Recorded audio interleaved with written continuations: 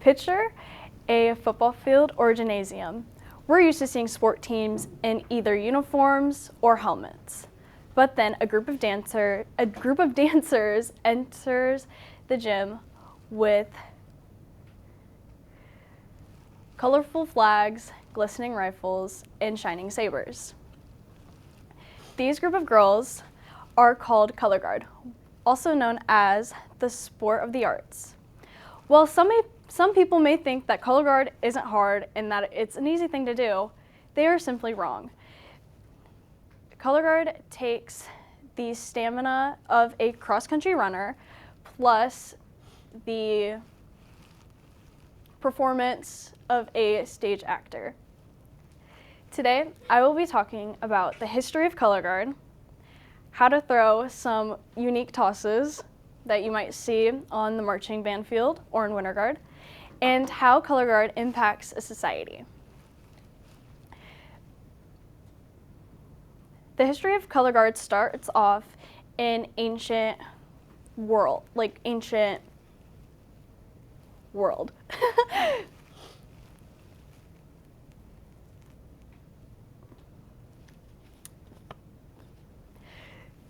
The start of color guard were in battlefields. The flags that you see us use, such as, if I can avoid the wire, this one, was often used as a beacon of hope for soldiers.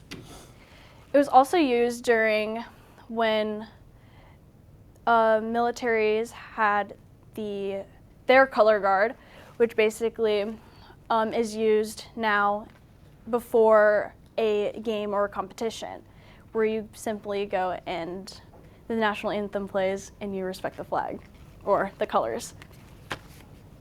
According to the U.S. Military Academy at West Point,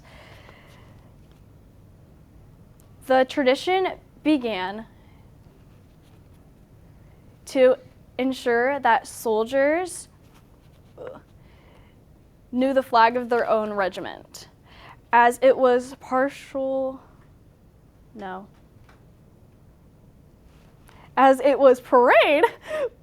before them during reviews and other ceremonies. Rifles and sabers, as you may see some of the color guard use, were often used to defend the flags and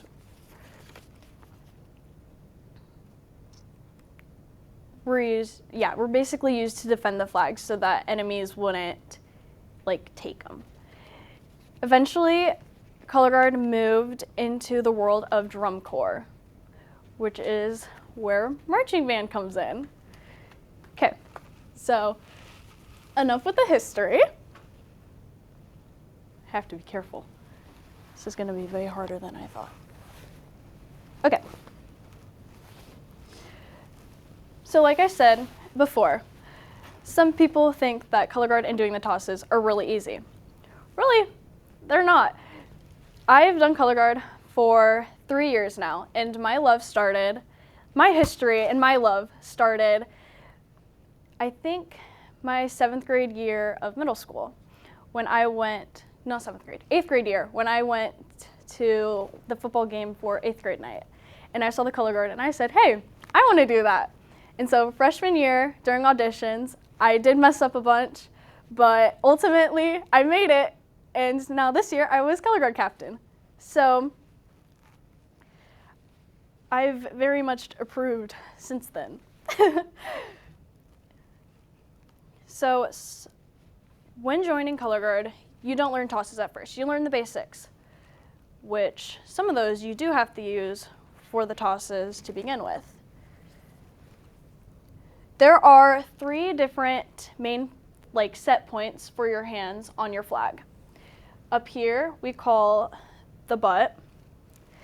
This middle part here connecting the silk to the flag or to the pole is called the tab, and up here is the top. The first toss I'm going to show you, not actually because we got video, the first toss I'm going to show you how to do is called a single, which is basically when the flag goes up in the air, does one rotation, and you catch it back in this position. So when you're doing tosses, there are some of our poles upstairs that I did not bring down here have different cheaters on them. One of them is about right here, and the other cheater is right here. When doing a single, you want your hand about like a fourth of the way into the silk like this, and your hand in between the two cheaters. You then do a rotating motion with your wrist and you let go. When your hand gets to this, you spot it in the sky and you catch it like this. This is an example of that, hopefully, maybe.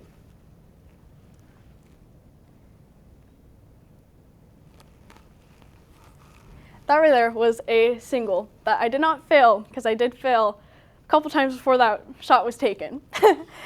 Okay, so the next toss is called a double, which basically, unlike the single, it rotates twice in the air. Like the single, you want to have your hand about a third of the way into the silk, except instead of being inside like this, you're going to be outside. Ooh, this part may be hard. Okay, so, and you want this hand about in between the cheater.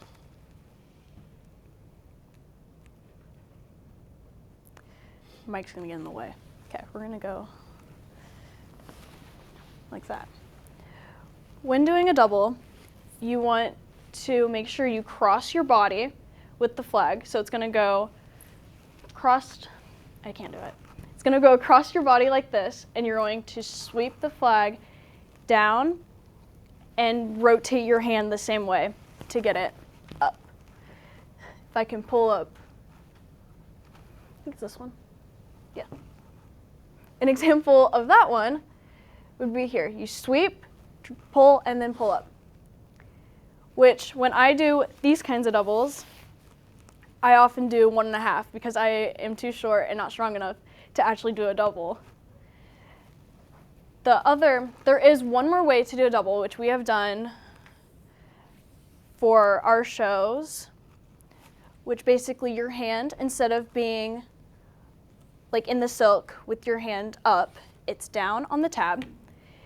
You sweep it down and then come up, and it's, yeah. It's really confusing to show this one without actually showing it, so I can show the video of how to do it. Please. So you sweep your hand down, you grab in the silk, and then you turn over and you cross your arms as you're lifting the flag up to get a rotation. Well, to get 2 rotations. Doing this toss, I have hit myself and badly injured myself, not like concussed-wise, but I have hurt myself with this toss. The thing is, if you're afraid of doing the tosses and afraid that you're going to get hit, you are going to get hit with the flag. There's no way around it. It's just how it is. So, you may be wondering how this can benefit a society. Color Guard helps put visual and color into the marching band field. If there was no Color Guard, there would simply just be boring old music, which some musicians may not think it's boring, but as a Color Guard member, I say it would be boring without us. It also ensures and gives people who aren't in a actual like sport, like soccer, football, basketball, a chance to actually feel the sport like feeling that those sports like give off.